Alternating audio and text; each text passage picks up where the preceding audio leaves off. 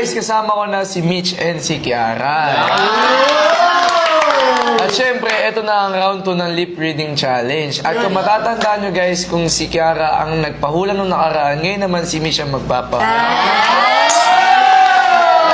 Wait lang. May kukunin lang ako. Wait lang. Wait.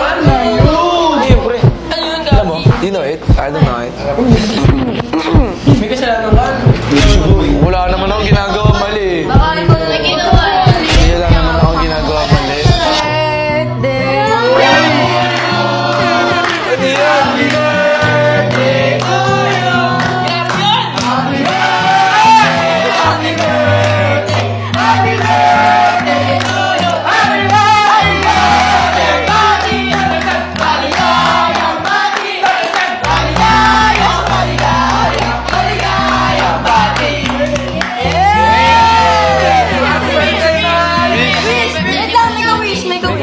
Sabihin ko na lang yung wish ko para alam nyo. Siyempre, unang-una, more blessings to come. And sana mag-succeed sa life. And siyempre, sana meal me pa rin sa 2020.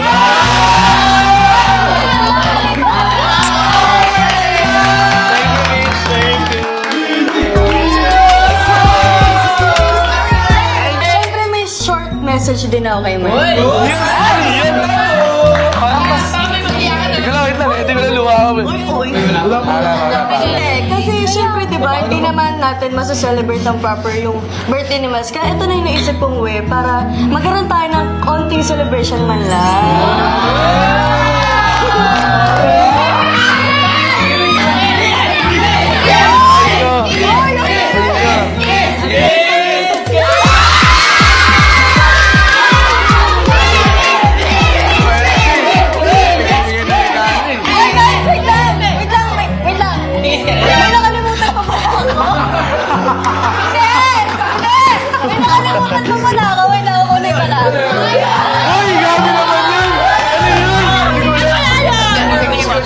I think.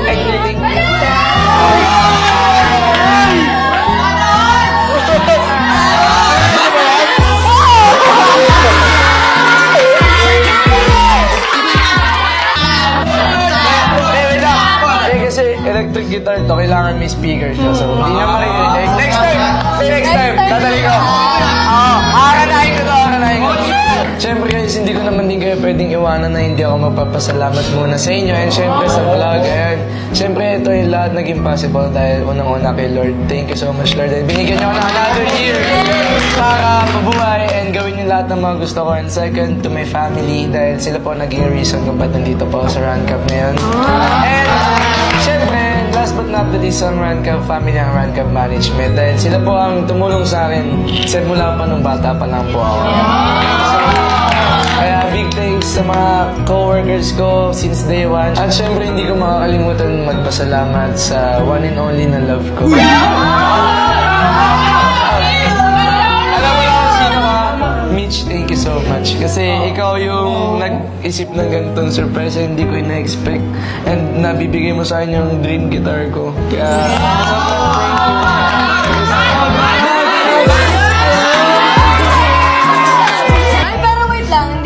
tapos yan. Meron pa. Siyempre, yung Run Cup management may pa-cake na. Ako may pa-guitar na. Siyempre, hindi mo mawala yung gift sa'yo ng mga followers mo. Yun talaga?